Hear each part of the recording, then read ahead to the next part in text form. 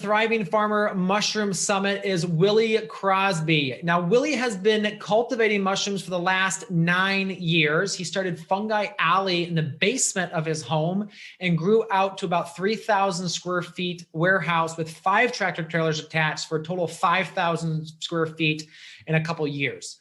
Fungi Ally grew 500 pounds of mushrooms a week until September of 2018, when that aspect of the business was sold. Now, Willie and Fungi Ally focuses on education and spawn production. Willie has taught online for Cornell University and Umass Amherst for the last 3 years. He's received 5 SARE grants and 6 other grants over the last 5 years for growing mushrooms and educating the public around mushrooms. Welcome to the summit.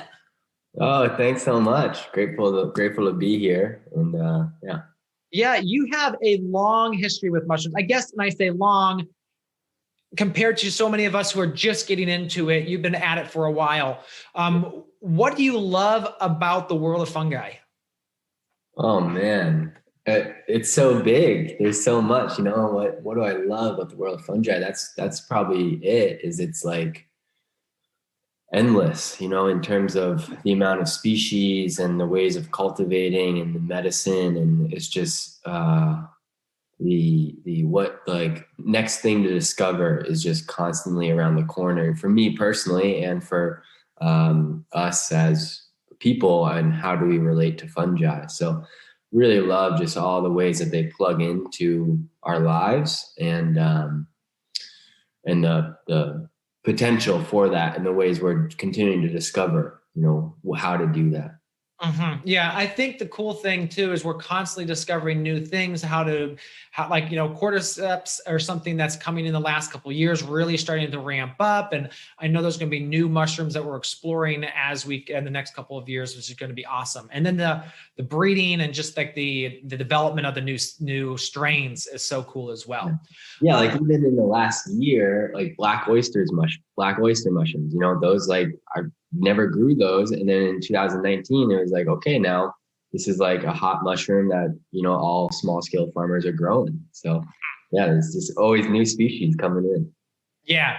So what are you going to share today in your presentation? So I'm going to look at, if you're thinking about starting a mushroom farm or incorporating a mushroom farm into a farm system, how you would do that, and kind of what the financial expectations would be to start that up and have it rolling. I think it's really important to know the different options there are when you're getting into commercial cultivation, and that you don't have to just, dive in and be doing everything all at once. Mm-hmm. Well, Willie, let's go ahead and get started. Yeah, so kind of how I'll flow through this is break down the specialty mushroom industry the way that I see it, kind of into 3 different categories.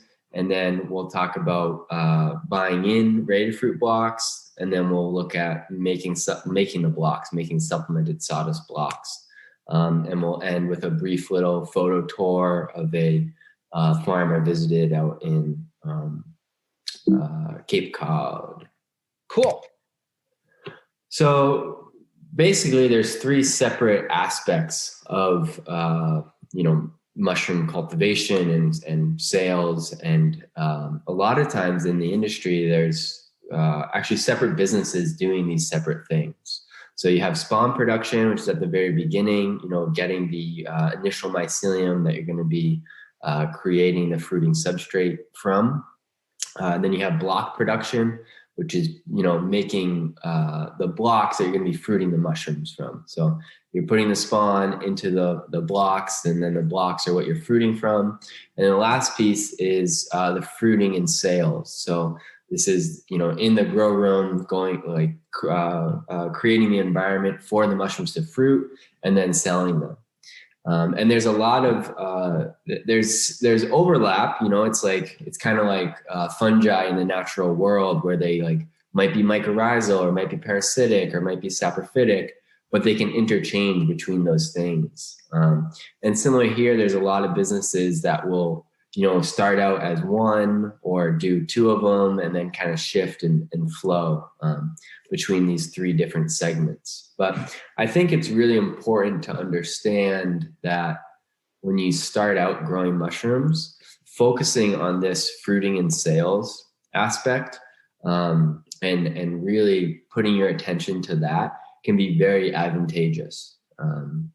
Okay. Yeah. Because that avoids a lot of the very expensive equipment, correct? Yeah, you're avoiding a lot of the expensive equipment and expertise. You know, the making blocks is like a very specialized, very scientific process, and takes a lot of experience and equipment. So, and fruiting does too. You know, it can be a lot easier, but fruiting is a little bit more simplified, and you know, it's nice to just be like, okay, I'm going to focus all my attention on that, really dial it in before I open up this huge realm of block production. Mm-hmm. And then spawn production is a whole nother level, especially if you're trying to find new strains, correct? Yeah, so with spawn production, I mean, the biggest thing is the amount of expansion is massive with spawn production. So it's like your protocols and your equipment and your skills need to be even more on point. You know, a 5-pound bag of spawn can be spread out to like 45-pound bags of production.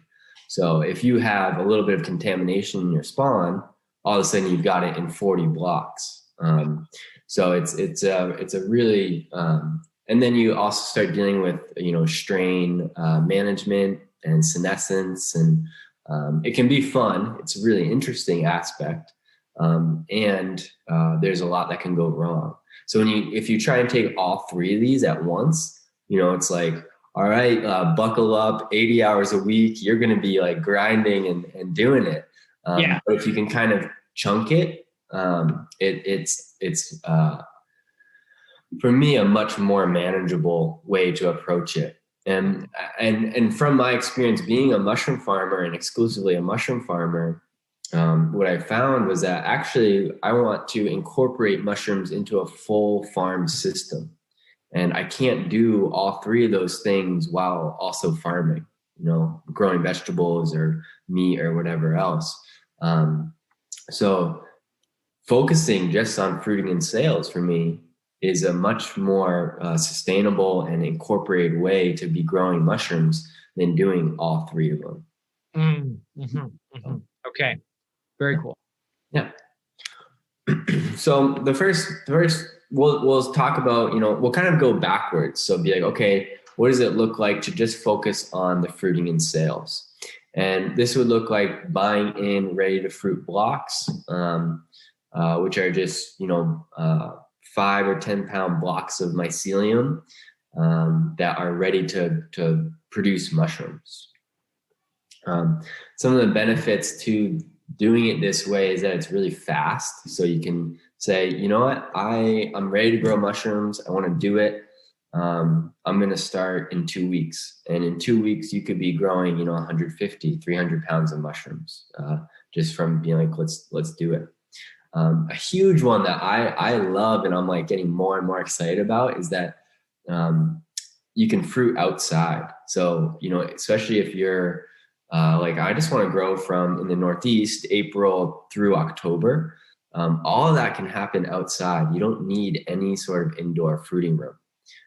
So that's one of the tough things I had with mushroom farming is that it's all indoors.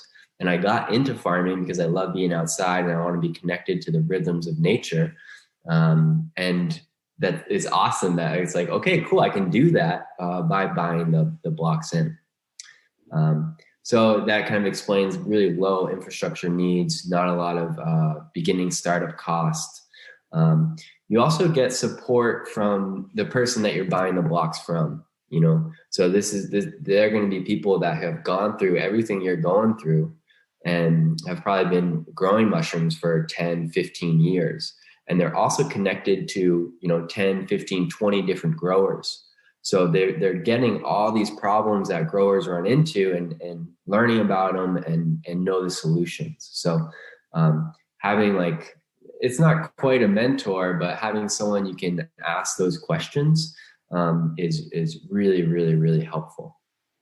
Um, and then this is really easy to train and really easy to scale up, so you can say, I'm really coming at this as I want to be having an apprentice or an employee or someone else be doing most of the day-to-day work. This would be your way to go of, okay, it's pretty easy to cut holes in bags, pick mushrooms, pack them up, deliver them. That doesn't take a whole lot of specialized skill set. So that's another one of the benefits. Some of the drawbacks, looking at primarily is cash flow, and it can be kind of expensive. So your profit margins might be smaller compared to if you were making your own blocks, as long as everything went well and went like perfect. If you're making your own blocks and things aren't going well, you're getting a bunch of contamination, then it just becomes way more expensive to do.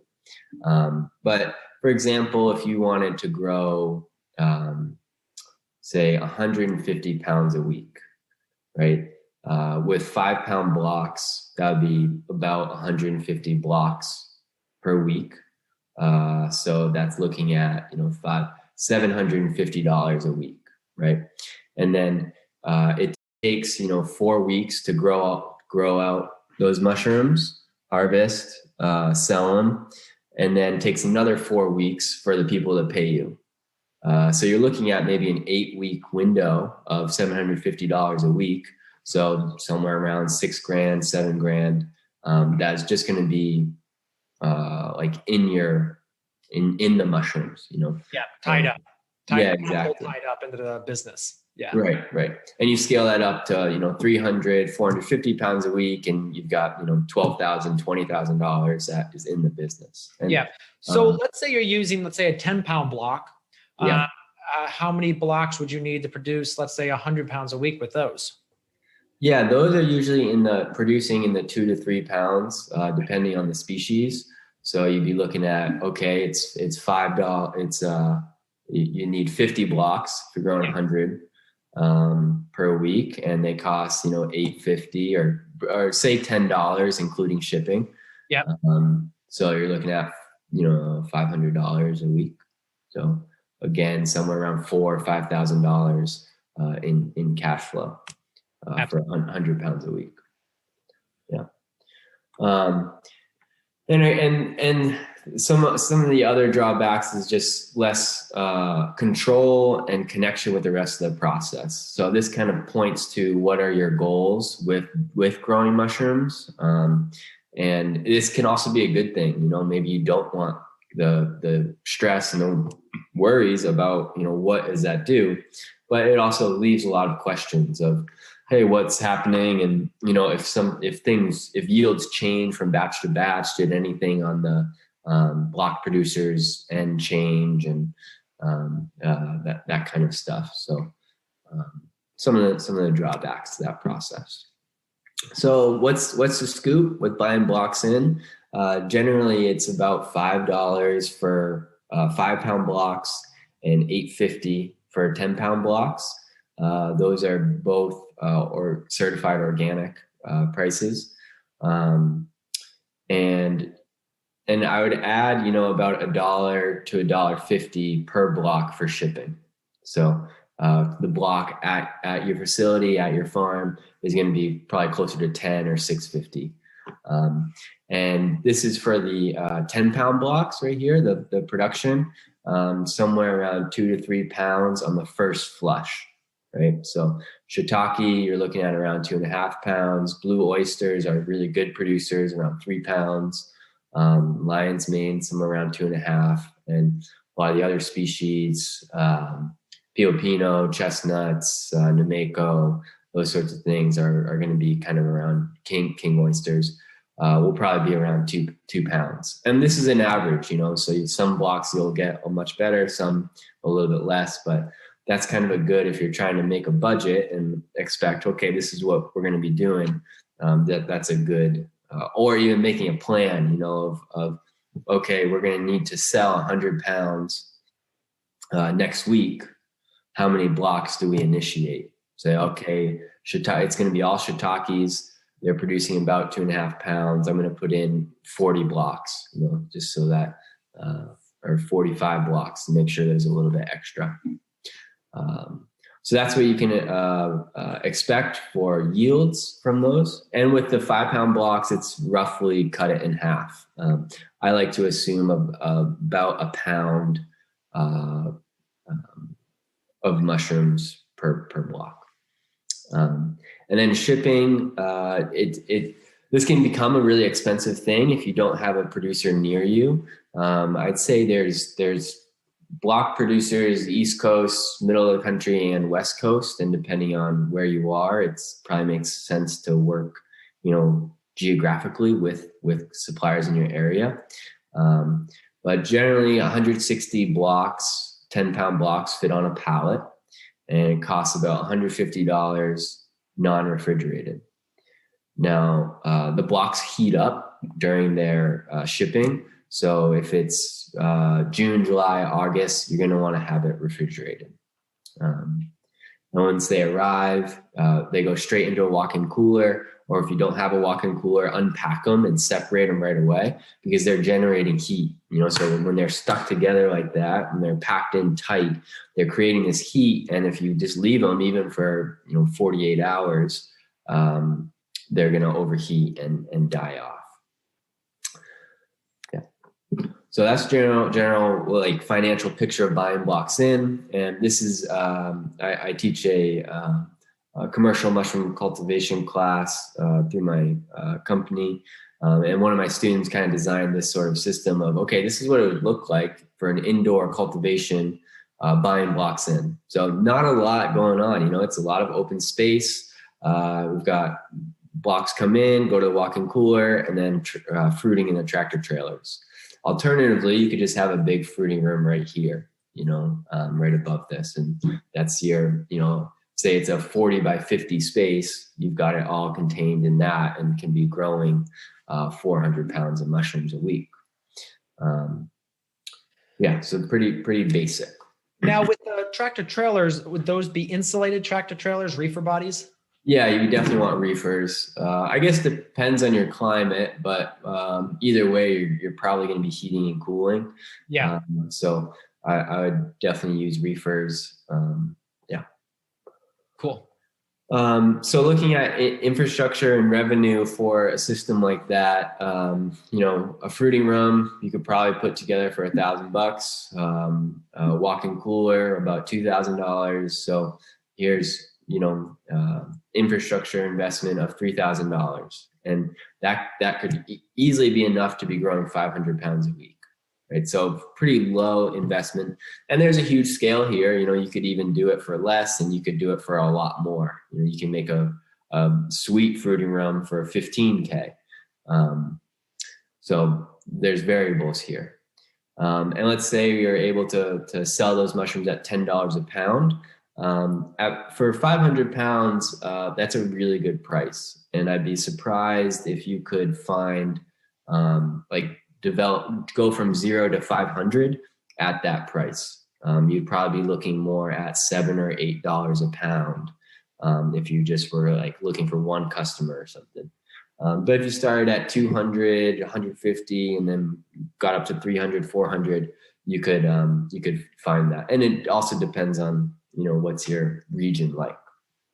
So that's a $5,000 per week of revenue. And blocks are going to cost about $2,000 of that for producing those 500 pounds. With this sort of system, I would expect to have, be working 20 to 30 hours and have one employee who's working similar. If you were really dedicated to just this process, you could work a lot and do it yourself. And this also will depend on what species you're growing. Because 2.5 pounds of shiitakes takes a while to harvest, whereas 2.5 pounds of oysters, you just pull right off, all at once. So in an hour, I can easily harvest 200 pounds of oyster mushrooms. The most I can harvest of shiitakes is 70 pounds, and that's going quick. So because every shiitake mushroom you're cutting off or pulling off the block. So it depends a little bit on what species you're growing, and ending up with a profit margin somewhere around $3 per pound depending on your overhead costs and where you're paying employee and all the other factors that you've got going on. So this is our outdoor fruiting that we had set up, and really simple, just low tunnels under a forest canopy. So April through October, that forest canopy creates shade. Here in Massachusetts, in the woods, it stays, the hottest it would get was 78, 79, all the way down to, the 40s. And shiitakes do fantastic at those temperatures. The only ones that I wasn't able to grow outdoors is blue oysters, because they will get pleasing beetle larvae in them. So the beetles will come and lay eggs, and the larvae will hatch, and then sell it to a chef, and he cuts it open, and there's a little black wiggling larvae in there, which is no good. So this is the basic. You could develop. You could be growing 500 pounds of mushrooms just basically out in the woods on pallets, buying blocks in. This is a farm, Sugar Shack Mushrooms, I'm currently working with and consulting as part of a SARE grant that I'm doing. And they built their grow room in a greenhouse. So they're, exhausting the CO2, and all the plants are breathing in the CO2 and doing very well. And then the fruiting room is in this, black box here. And a little bit, higher tech, but still pretty basic, concrete floors, which is great, intake fan, humidity coming up, spraying up the room. And right now this room's a little bit dry. I like to see a lot more pooling on the ground, or wetness on the ground in my grow room. But still, this is essentially in a barn, and just put up insulated and a year-round grow room. So the humidity system there, is that just piping those multiple pipes? Is that where the fresh air is coming up through? Talk to me about that. Yeah. So there's down here in this black and yellow top tote, there's an ultrasonic humidifier. Yep. And then there's this fan that's blowing down, and that's distributing up this tube, and then down, 1, 2, 3, 4. I think there's another one here, 5, across the ceiling. So it's sweet, because a lot of times this system, you don't get good distribution if you just have one spot it's coming out. So this is a way to get the humidity, get the fog spread out throughout the room. Very cool. Yeah. I loved their humidification system. It was a good job. So it's when you're focusing on that, it's not overwhelming to dive in. And I will say, jumping back here, there's a lot to take care of in this, and a lot to get to know. And if you're growing 5, 6 different species, they all kind of respond a little bit differently to temperature and humidity, and that's always changing and needs to be adjusted. So there's a rhythm in the grow room, and really an art to watching the mushrooms and seeing what they need, and adjusting, getting to know your equipment and adjusting it to be growing high quality mushrooms. So, yes. It doesn't have to be high tech, but there's also an art to it that takes time to learn. All right, so now let's do a little jump into block production and what that could look like. Here you've got some really nice grown out blocks. Down here they're in incubation, mycelium's growing out. Here they're fully colonized, ready to fruit. The blocks are supplemented sawdust. So it's a mixture of sawdust supplemented with some sort of high nutrient additive. There's 2 formulas that are typically used in this master's mix, which is 50-50 soybean hulls and sawdust. And that's basically used for any of the specialty mushrooms other than shiitake. And then shiitakes is this formula, 79% sawdust, 20% wheat bran, 1% gypsum. So talk to me about the sawdust. Is that all need to be hardwood sawdust? And that can also be as people use fuel pellets, but it's probably cheaper just to get direct sawdust. Yeah, so the raw sawdust is definitely cheaper. I'm in a pretty rural area, and there's a couple of mills near me, so it's easy. I can get 30 yards of oak or maple sawdust delivered to the farm and dumped. Um, and with raw sawdust, it's good to let it age for a month or two. You Okay. don't have to, but especially with oak, it really helps. Really, really helps.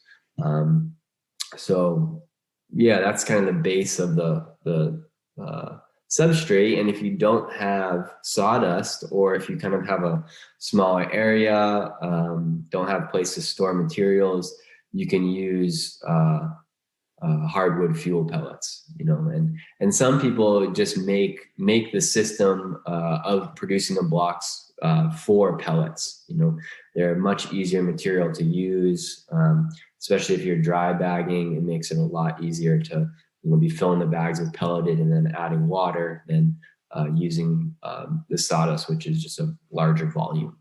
And I will say in the winter, it was a pain in the butt, to utilize. So yeah, substrate. Okay. And in this process, there's over 30 steps just in making the blocks. So, when I was saying there's a lot to think about here, and each of these, like, you can totally geek out for. I could probably talk for an hour just about mixing, right? And then talk for another 30 minutes about bagging, and could talk probably for 5 hours about treatment. So there's a lot to learn about in each step here.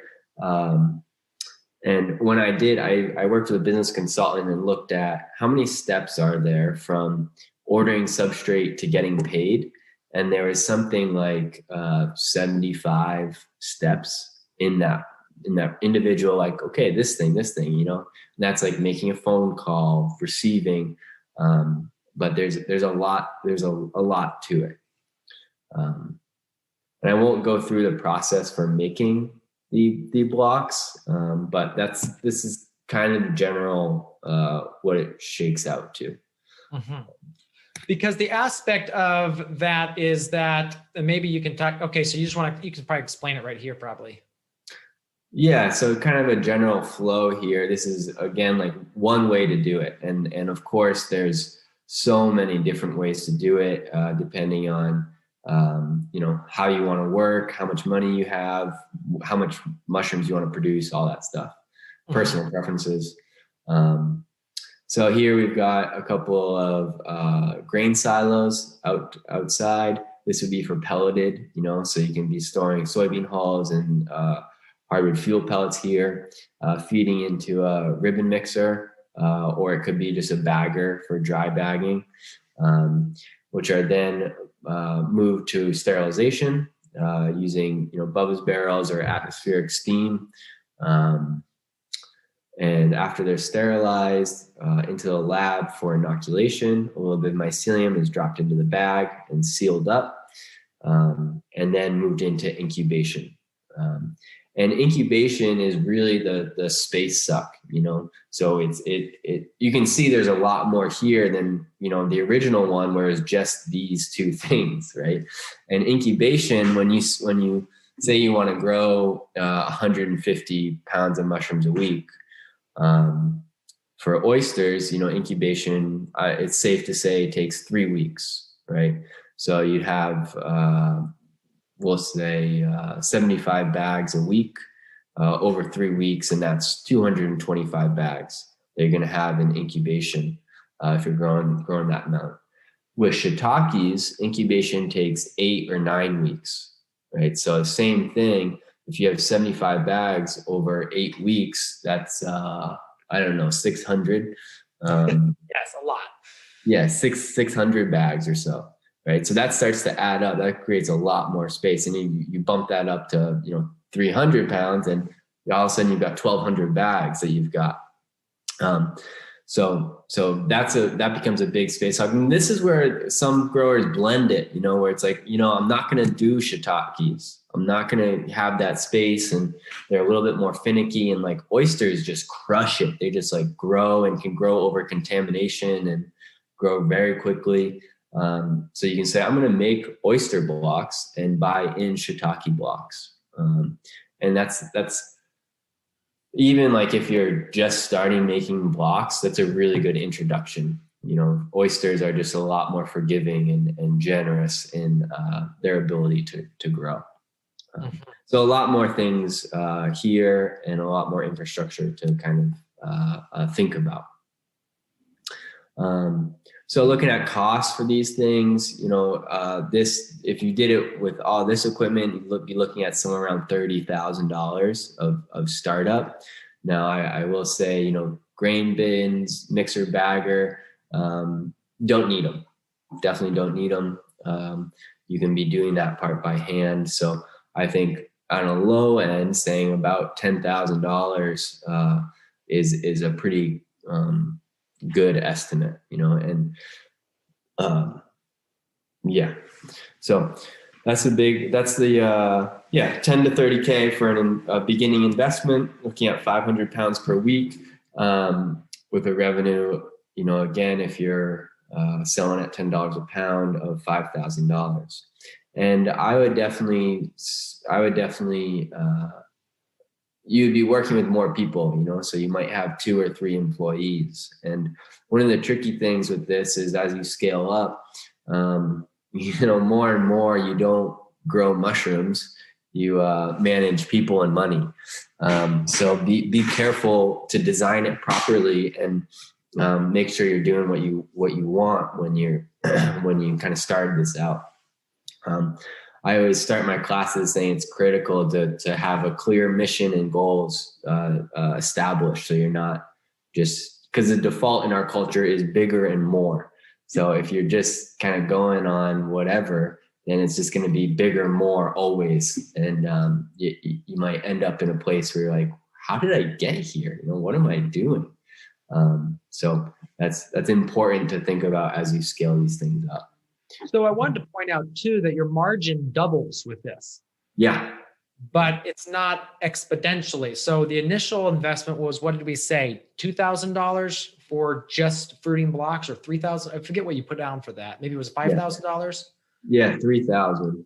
Yeah, $3,000. So now we're almost 10xing that if we want a complete turnkey system, but we're only doubling our profit. But that's just interesting to kind of look at. So I guess if we break it down by the block, what does it cost you to produce a block? When I was doing 5-pound blocks, I was around $3. Okay. Gotcha. So all that for 5. Yeah, that was for a 5-pound block. And it's interesting because back in 2014, 2016, people didn't really do 10-pound blocks.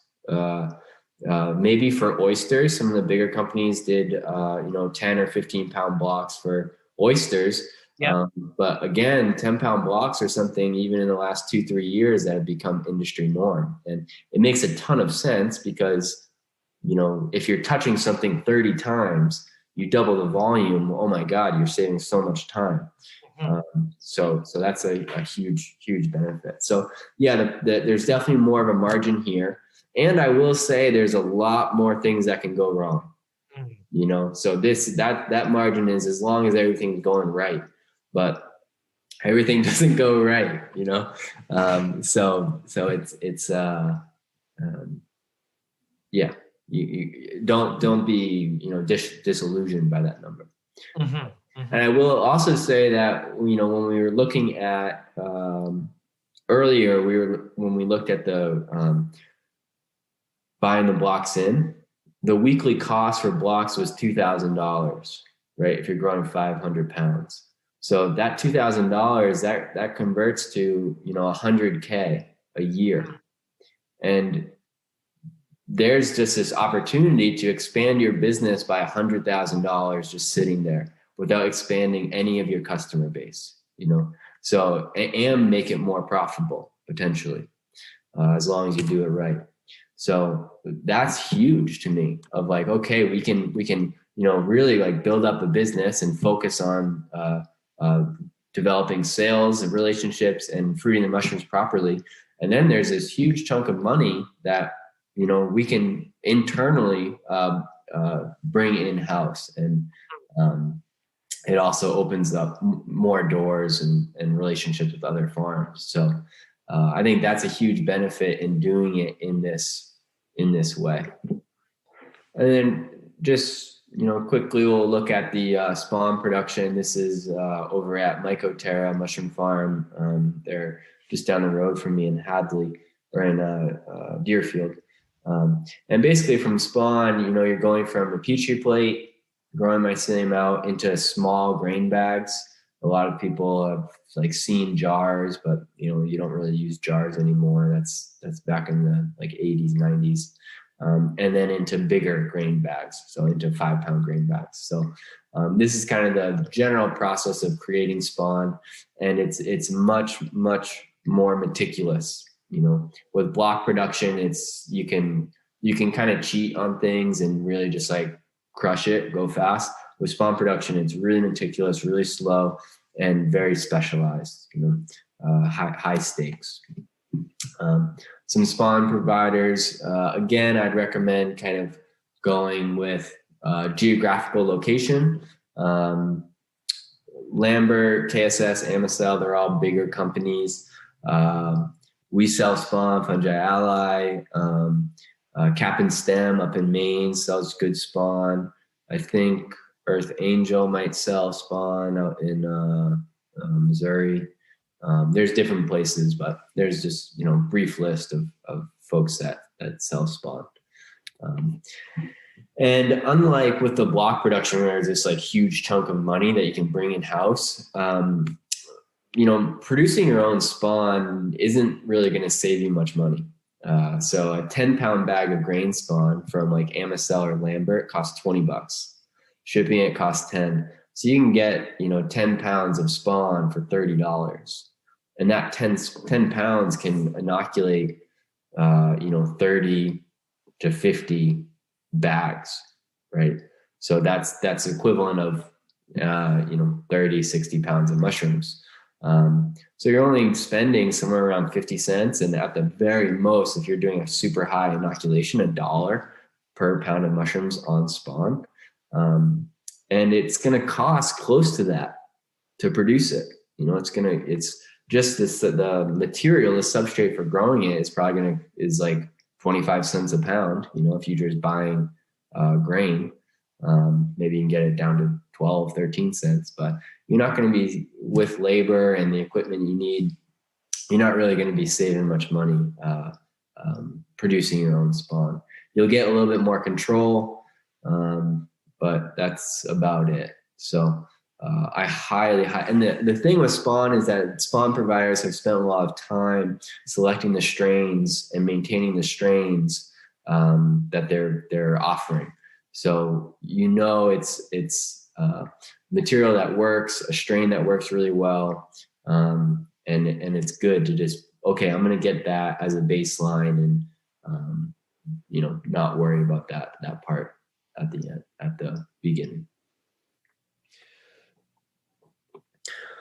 So those are the three industries as I see it. And I'm just going to end here with a little tour of kind of the lowest budget farm that I've seen. And it's sometimes it can be intimidating. I was saying how there's, making blocks is a total rabbit hole. And you can just do it. You can do it, and especially with oysters, it doesn't take a whole lot. So this is his farmer out in Churro, Uli, and he was just using a 55-gallon drum with a water intake and a heating element at the bottom with a false bottom. Blocks go on top here. Steam comes up. You cook it for 16 hours. Pretty basic. And that's just straight. Here is his lab. So it's a small lab. It's about 6 by 6. And this is just at the end of a greenhouse, dirt floor down here, plywood. It's not like this super clean high-tech lab space. It's kind of grungy basement style, and it works. It works. Mm-hmm. So this is the lab, small, one table with 6 foot by 6 foot, plastic on the outside. And a 2x2 flow hood. So all this stuff was probably took some time to make, but definitely wasn't 10 grand. It's probably closer to $3,000 or $4,000, and making his own blocks, primarily oysters. I will say this is my personal favorite sealer, magnetic impulse sealer. It's like AEI him 405 or something. We're on a first name basis. And then down here, he's got a cement mixer to kind of mix up the bags, which works so. It usually ends up needing to handshake anyways. And then the bags go into incubation, sit there for a couple of weeks, and then this is the fruiting room. There's a kind of like cabin that someone had started and never finished. He's got a swamp cooler going here to cool the room down in the summer, and then beautiful flushes of oyster mushrooms. So focusing on pinks and blue oysters, and these are incredible clusters. These are small, and he was growing 2.5, 3 pound clusters of oysters. So you don't have to be over intimidated, and you can dive into it in this fashion. And I think just there's a lot of options. There's a lot of options to how to do it, and depending on what you want to do and what you have available and how much time you want to spend, there's a lot of different ways to do it. All right. Well, that was fabulous. Now I've got a couple follow-up questions. Yeah. For like someone getting started, would you recommend built-in racks or rolling racks like we saw on one of the other slides? Mm-hmm. I prefer rolling racks. It's a trade-off. I really don't like dealing with broken wheels. Broken wheels are really hard to deal with, and they get heavy. If you have, say, 40 10-pound blocks on there, that's 400 pounds. And you need to have, it's worth it to buy high quality wheels. So I prefer movable racks just because you can clean easier, but built-ins like this, work just fine. And it's a really easy, it's much cheaper system using the PVC in this way. So, and you can do this with wheels on it, so you can make your own, or, and it takes time to do it. So if you're just like, I want to spend $120 and just have it good to go, then that works. But yeah. Movable is nice for cleaning. In the same spot is nice for cheaper. Okay. Now talk to us about the cleaning protocol. So let's say you're doing a mix of lion's mane, oysters, and maybe some shiitakes. How often do you need to be cleaning that area?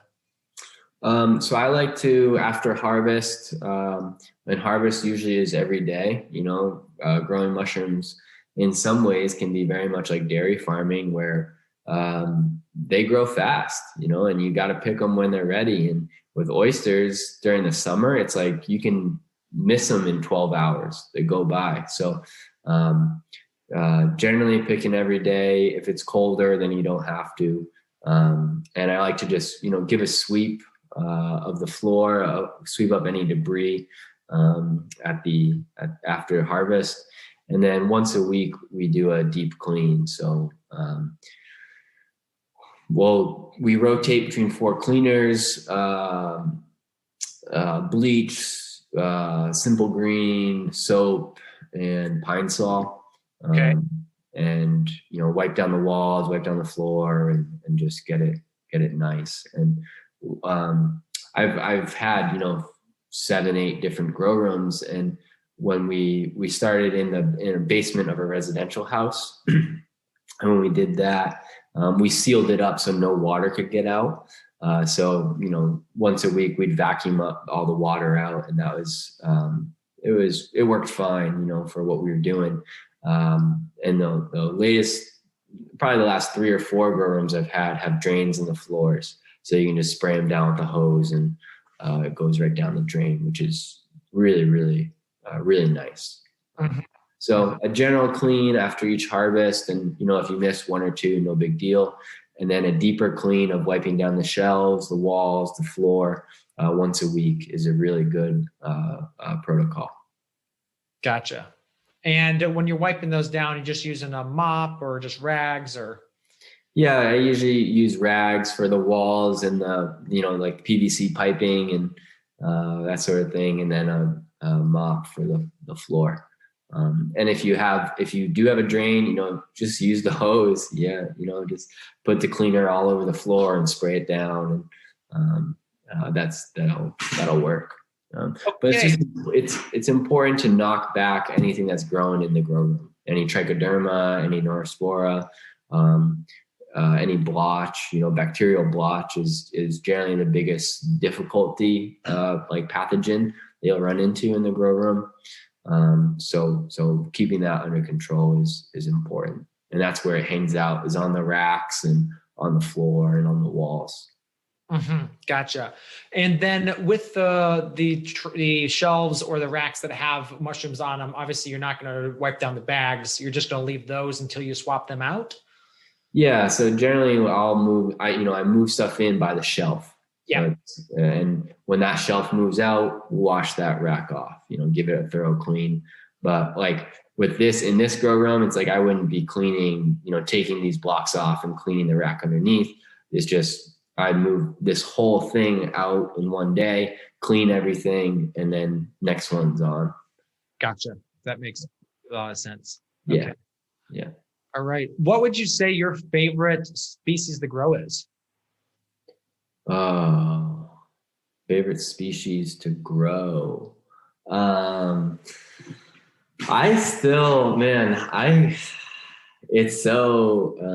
love growing shiitakes on logs outdoors. I absolutely love it.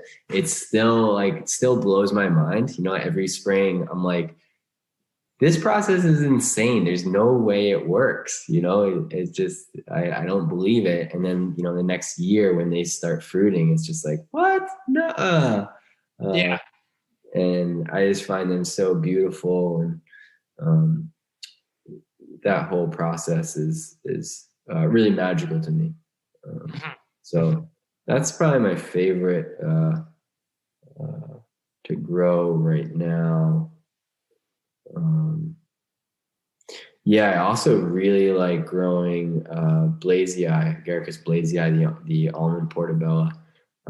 It's a good one to like intercrop, like with squash or watermelon or corn.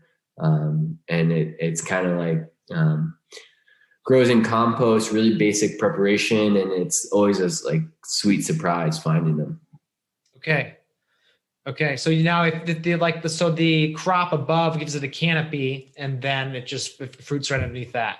Yeah. Yep. Exactly. And it's breaking down the compost to make nutrients accessible for the plants. Great with tomatoes. It's good in high tunnels, low tunnels. Fun one to grow. So my favorite is outdoor cultivation, and growing walking into a grow room full of oyster mushrooms or something is like also just like, whoa, powerful. Yeah, absolutely. Well, very cool. Well, Willie, thank you so much for your time today on the summit. We really appreciate your expertise. This has been a fabulous and eye-opening conversation, just seeing the various levels of, profit, kind of like the investments and the different scales. And, it sounds to me like folks should start with just fruiting some blocks and then kind of work backwards from there, depending on how they want to scale, unless they really just want to specialize in one of those other areas. Yeah, absolutely. I think that's a good way to approach it. Yep. And if people want to learn more, check out my website, Fungi Ally. And if you want to try out, some grow kits and blocks, and want to learn more, check it out. Yeah, because you offer some great ebooks they should go download on your website. Yeah. You also offer the spawn, you offer grow kits, and then you have some live classes you do as well. Yep. So we do, 6-week classes on medicinal mushrooms, commercial cultivation, home cultivation, to kind of, and really dive into the details of all this stuff. And broaden the conversation. And in the next, in January of 2021, we've been working with 5 or 6 growers as part of this grant, and collecting data and doing videos of their systems. So we'll be, publishing more content around that and what it really looks like to be a small scale producer at 60, 70 pounds, buying blocks in or making your own blocks, that sort of stuff. So I'm excited to be sharing some of that content. Very cool. Well, that is awesome. Yeah. So go check out fungially.com and learn more about Willie and the work he does over there. Again, thank you so much.